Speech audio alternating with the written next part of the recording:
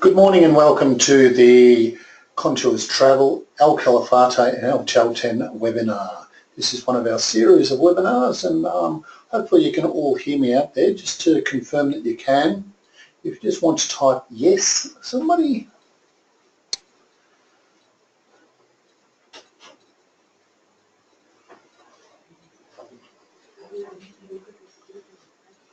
Okay, no answers as yet. Hopefully I can be heard. The broadcast is now starting. All attendees are in listen-only mode. Good morning and welcome to Contours Travel webinar on El Calafate and El Chalten. My name's Rod, and I'll be talking for about 15 minutes this morning about this Patagonian region of Argentina. Just want to check that I can be heard. If somebody can type just yes if I can be heard. Okay, perfect. Thank you very much. Okay, the region that I'm going to be talking about this morning, El Calafate and El Chalten, makes up an area of Patagonian Argentina. Patagonia is the area in the south of the continent, divided between Chile and Argentina. Last week I was focusing on Chile, and this week I'm going to focus on this area around here, and that is located in the Santa Cruz province of Argentina. Santa Cruz is the word that you need to remember for today, okay, as we go through the information. Okay, so El Calafate and El Chalten. Okay.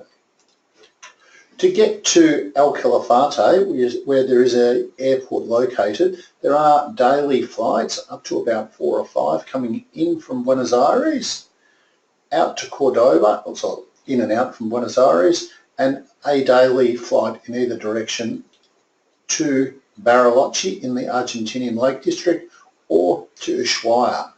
Okay, and there is also a land transfer available across the border into Chile, into Torres del Paine National Park. El Calafate can easily tie into Patagonian itineraries, whereby something that is a common itinerary is to come from Santiago down to the Lake District of Chile, taking the day boat trip across to Bariloche, fly down to El Calafate, and then into Torres del Paine or Ushuaia. And that can be done in reverse or up to Buenos Aires. So that's a nice way to tie it into the itinerary as such. Okay, now the town of El Calafate itself and the region, it's most famous for the glaciers which are around there. Glaciers form part of the southern ice fields of South America, which is one of the only, or the only remaining relic from the Ice Age.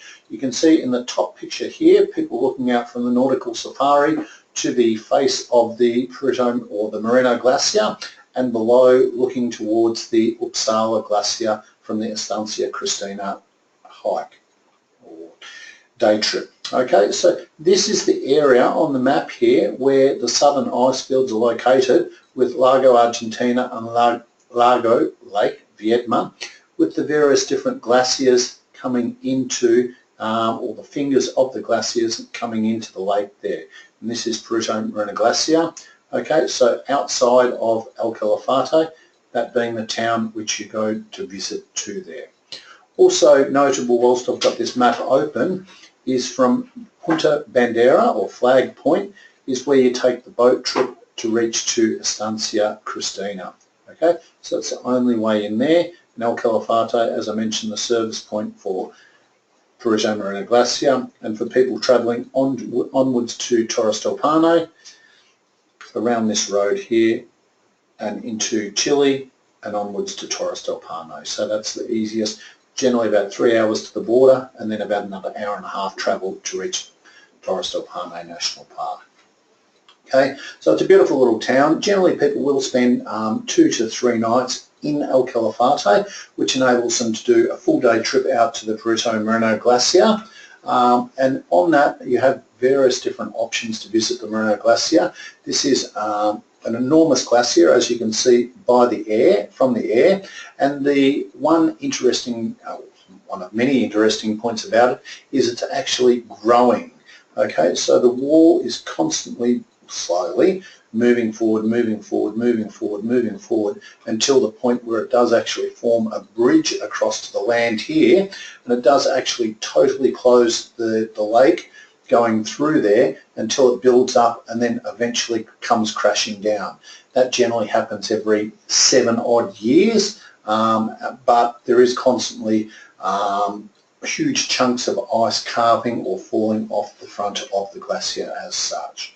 Okay, so day trips can be done out there in a private or shared basis, and there's a series of, the transport out takes an hour and a half to 2 hours. Once you get out there, you've got several hours to take in and explore the walkways, looking at the face of the glacier, sitting to watch and taking the beautiful views. At the end of those day trips will generally include a boat trip, which is known as the nautical safari, where you're able to take a boat trip, and that allows you to get an idea on the size of the glacier as such, and that boat trip is normally about 45 minutes. Okay, for people who are wanting to undertake a slightly different activity or a slightly more hands-on approach to the glacier, there's a couple of different excursions, the big ice and the mini trekking. The big ice does have age limitations on it from 18 to 50, and that's a full day excursion where you're transported out, initially visiting to the walkways before taking a boat across to the edge of the glacier, where you have about 1 hour hike over the moraine to reach the glaciers, putting on your crampons, and then around about 3 hours walking and climbing on the glacier with a beautiful stop on the white blanket for a picnic lunch before eventually trekking back, a boat trip along the edge of the glacier before returning back. That does require a higher level of fitness. For people who are wanting to hike on the glacier but not undertake such strenuous activities, you can do the mini trekking, which has about probably half an hour to 45 minutes of walking with crampons once again, ice picks on the glacier. So that's a less strenuous exercise. So people, they do once again have an age limit on that up to 65 years old. Okay. For people who are looking for a more relaxing alternative after they've been to the Moreno Glacier, can do something like the Discovery Estancia Cristina. I mentioned the Estancia where you take, it's only accessible by the boat, and we'll see some pictures of the Estancia shortly. Travelling to Punta Bandera, Flag Point, and boarding the boat, which will take you to the Uppsala Glacier, and also after visiting to the Uppsala Glacier, drop you off with time to explore at the Estancia before climbing into the four-wheel drive vehicles and being driven to a point where you can do a 30-minute hike for views of the glacier. So it's a bit of a boat, four-wheel drive, walk and Estancia combination. So it's a wonderful day trip out from El Calafate. Other options include the Mar Batag cruise, which can be done as an overnight excursion where people can go out to visit the Uppsala Spegnassi glaciers, spending one night, or just a day trip and undertaking the gourmet cruise. Okay, so look at the smaller vessel. Okay, so you travel out to Uppsala and Spegnassi glaciers once again and have a gourmet lunch on the boat before returning back to El Calafate. There are other boat trips, once again the Rios de Hielo or ice rivers and Total Glaciares or glaciers, where the Rio de Hielos takes you through upwards to Uppsala, Spegnassi Glacier before returning, or Uppsala, Spegnassi and Perito Moreno Glacier before returning. Both of those are day trips that can easily be done from El Calafate. For people who are looking for something different, there is an option to do the balconies of El Calafate, whereby you're transported out to the countryside to take in the views of the Patagonian steppe, taking a cable car initially up to around about 1,000 metres altitude, driven around for about an hour and a half to take in the countryside, to see some of the petrified ruins of the area and take in the beautiful views of the mountains, of Torres del Paine across the border in Chile, of the Fitzroy Range around El Chalten, and also of the beautiful views over Lago Argentina. Okay. As far as accommodations go in El Calafate, you have a variety of options from 4 and 5 star with the Hotel Imigor, the Helena, okay, starts with an X but it's said with a H, okay, looking out over the lake, or 3 and 4 star options from the Costagnate, the Alto Calafate, the Mirador del Lago, looking out onto the lake once more, as well as the Posada de los Alamos. So there's a variety of accommodations, and generally the months of travel are between October and April. You can visit outside of those months, but the days get a little bit shorter and the weather gets a lot colder. As far as temperatures go, you're probably looking at daytime temperatures sort of 18 through 20 in the summer months, and a lot colder in the winter months. Daylight hours during the summer months are from like 5 in the morning until 10 or 10:30 at night time. So in the summer months of November through March, you can certainly make the most of the long days at that time of year. Okay. For people wanting something a little bit different outside on the Patagonian steppe is the Iolo Patagonian Spirit Hotel. This is a private all-inclusive hotel that offers half board and excursions. It's located about 50 kilometres outside of El Calafate, basically in the middle of nowhere, so that you can take in the beautiful stars, undertake horse riding, mountain biking, bird watching, and a variety of other different activities that are included in your stay.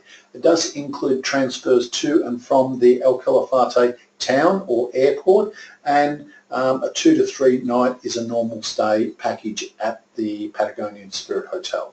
The excursions don't include the glaciers as such, but more localised activities. Other options can include day trips or visits to estancias, such as the Nevepo Aiki, which is located about 56 kilometres outside of El Calafate. You can come out and spend the night in one of their rooms at the hotel, or come out for a day trip and see how a working estancia with the sheep and the Herefords that are on the land there, and they put on little demonstrations of what the Argentinian estancias do. Another option, as I mentioned earlier, is to travel to Estancia Cristina. I mentioned that as part of one of the day trips, or you can stay in one of their 20 rooms out there, basically, and doing trips, walking trips or hiking, four-wheel driving trips to the various different glaciers or the mountains around the area. From El Calafate, to get to the region to the north, El Chalten, which I'll show some photos of shortly, is a journey of around 220 kilometres. This can be done by boat or by private transfer. There is no airports in El Chalten, and this is the road leading in there. So it's certainly a very scenic drive into El Chalten with Mount Fitzroy, Mount Torre in the background there. Okay, so the drive normally takes about 3 to 4 hours, so bus or private transfer. Once you get to the little township, it was only founded in 1985, so basically it's a very simple little town. There's a good microbrewery, great ice cream shop, a couple of little supermarkets and a couple of ATMs, hotels and restaurants, and that's about it.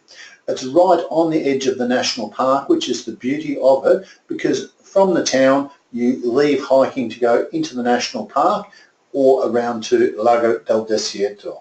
You can undertake either guided or self-guided trips up onto Laguna Torre and looking towards the Torre mountain. You can do trekking on the glacier there, also Viedma Glacier down below, short little 3-hour return trip to Laguna Capri, full day hike to Laguna de los Tres, or transport up to Lago del Desierto and the hotel which we'll be showing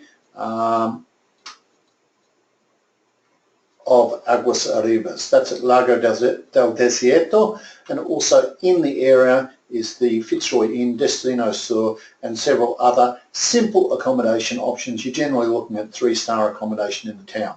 Generally people will choose to spend 2 to 3 nights there to undertake self-guided treks on the various different well-signed pathways. So El Chalten can easily be combined with El Calafate.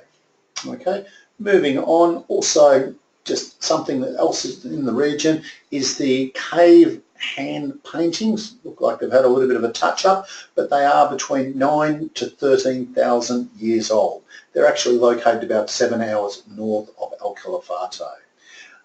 Now, as part of the our program with the webinars, we're asking you to answer a question, sending the answer to contourstravel at contourstravel.com to go into the draw for the 2017 Famil to Galapagos Island. What Argentinian province are El Calafate and El Chalten located in? I believe I mentioned the answer that might have been Santa Cruz earlier. Okay, so if you're able to pop that through, and that brings to the end of our webinar today, but I'll stay here, and if anyone has any questions, I'll certainly be more than happy to help you out. And if you have any travel requirements for South America, Latin America, please don't hesitate to get in contact through our website, contourstravel.com, or contact us on the below email for all your travel needs in Latin America. Thank you very much for listening today, and please, if you've got any questions, just type away.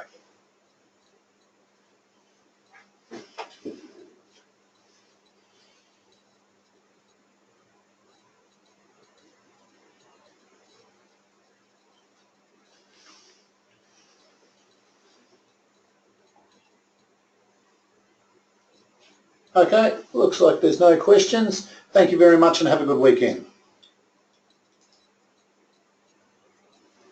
So the webinar will actually be available on our YouTube channel. I will definitely send you the link after this. If not, just type Countries Travel in YouTube and you should be able to access the playlist. It's called Webinars, so it should be very easy to find. I will upload it as soon as possible today, so you should be able to find it by today's evening.